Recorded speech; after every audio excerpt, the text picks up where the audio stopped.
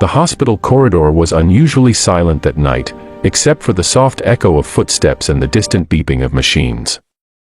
Under the harsh white lights, a small child sat alone on a cold metal bench near the emergency ward. He couldn't have been more than 6 years old. His feet barely touched the floor, his legs swinging nervously as he clutched a worn-out teddy bear with one missing eye. His name was Arav. No one knew how long he had been sitting there. Nurses walked past him, doctors rushed by, patients cried, families argued at reception, yet no one truly saw him.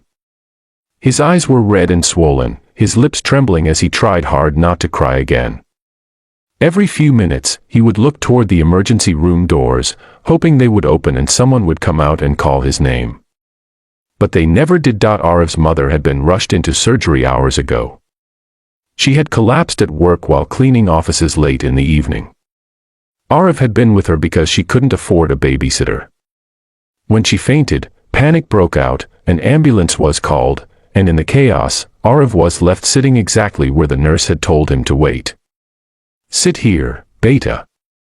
Your mama will be fine," she had said before disappearing behind swinging doors. At first, Arav believed her. He waited patiently. But hours passed. His stomach growled painfully. His throat burned from holding back tears. He was scared, not of the hospital, but of being forgotten. People noticed him, but no one stopped. A well-dressed man glanced at him and looked away. A woman whispered, "Where are his parents?" and kept walking. A security guard assumed someone else was responsible. In a world full of adults, the child became invisible. Arav hugged his teddy tighter, whispering softly, "Mama, please come back." His voice cracked. A tear slipped down his cheek, landing on the floor, unnoticed. At the far end of the corridor, a man stood watching. His name was Daniel Carter. He was there for a business meeting with hospital management regarding a donation his company had funded. He was wealthy, powerful, and used to being treated with respect. But something about the small boy on the bench made him pause. Daniel had lost his own son years ago in an accident, a pain that never truly healed. Seeing Arav stirred something deep inside him. Still, like everyone else, Daniel hesitated.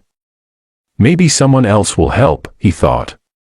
But as minutes passed and the child began to cry quietly, shoulders shaking, Daniel couldn't ignore it anymore. He walked over slowly and knelt in front of Arav. "Hey, buddy," he said gently. Arav flinched at first, then looked up. His eyes were full of fear and hope mixed together. "Where's your family?" Daniel asked. Arav's lips trembled. "Mama, inside," he whispered, pointing to the emergency ward. They said wait. That was all it took. Daniel felt his chest tighten. He sat beside the boy, not asking more questions, just being present. He offered him a bottle of water from his bag. Arav accepted it with shaking hands. Daniel spoke softly, telling him stories, asking about his teddy bear, making him smile just a little. For the first time in hours, Arav didn't feel alone. A nurse passed by and stopped. "Is this your child?" she asked.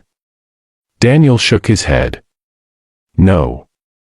But he shouldn't be alone," he replied firmly. Something in his voice made her pause. She checked records, made calls, and finally told them the truth. Arav's mother had complications.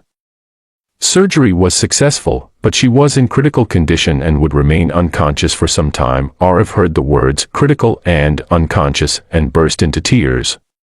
He cried like a child who didn't understand medical terms, only fear.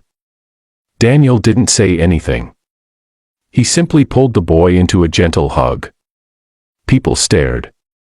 A rich businessman hugging a poor child in a hospital hallway. But Daniel didn't care.